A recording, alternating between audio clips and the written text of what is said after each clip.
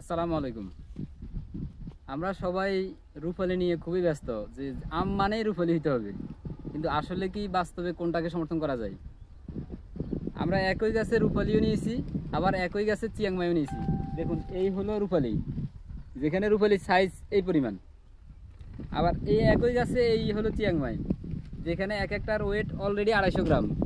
যদিও এখন এপ্রিল মাসের আজকে 6 তারিখ, তো কোনটা বেটার? অবশ্যই চিয়াংমাই।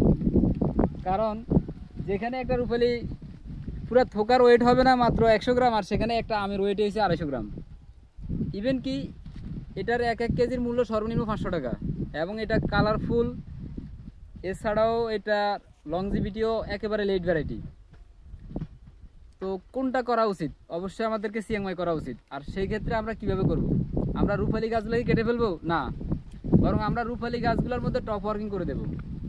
আমরা চিয়াংমাই বা এরকম উন্নত যে ভ্যারাইটিগুলো আছে আমরা সেইগুলো সেট করব। তাহলে আমাদের একদিকে যেমন প্রোডাকশন বাড়বে, তার সাথে সাথে মূল্য বাড়বে মিনিমাম 10 গুণ। এটা আমাদের কৃষকদেরকে অবশ্যই লাভবান করবে।